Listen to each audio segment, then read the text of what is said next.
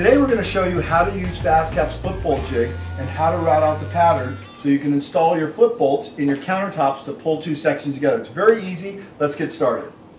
So in order to set up your router, you've got a plunge router, you've got a 1/2 inch collar on here, you have a 3/8 bit, this is your jig. Before you even put the jig on, let's just set it on there so you can understand how it's going to work. It just works just like that, very simply. Now you want to get your router bit to the correct depth. Well, this is the FlipBolt when it's cammed over.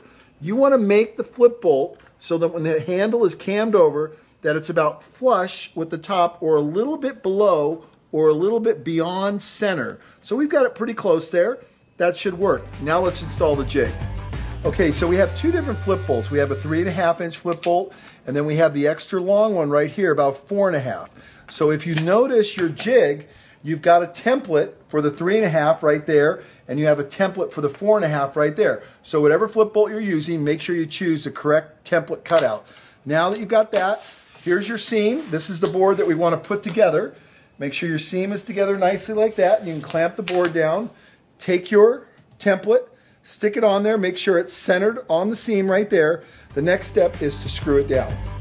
So I'm just going to take two 5/8 power head screws and put them in each corner, just like that. Then I'm just going to put another one right there, just like that. I could put them in all four, but it's really not necessary. The next step is to take your plunge router, we're going to release it right there, and we're good to go. Then we're going to position it over the jig, exactly where we need it. You can see it's tracking right around the jig perfectly. So the next step is to start the router. We're going to plunge down.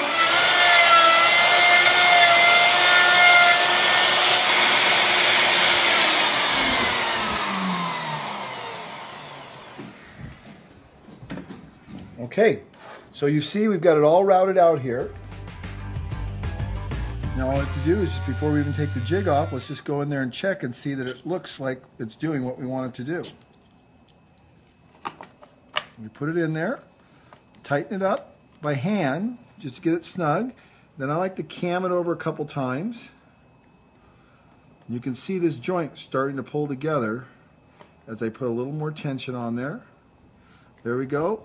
When it starts to get tension right about a little bit past center, you know you're getting pretty close to having it about where you want it. Now look how tight these joints are right there. Okay, cam it over, and you can see this is all below, and it's that simple. We can now release our jig.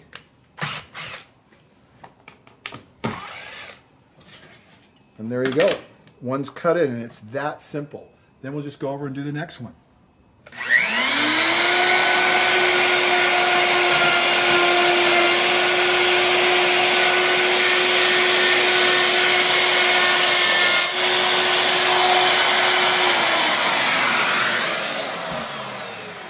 Okay, we're all done.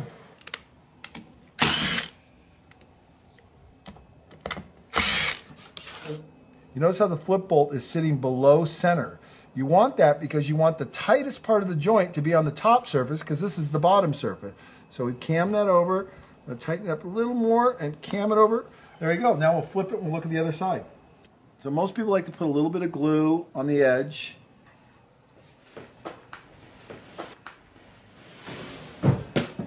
Now we'll go ahead and put that together like that.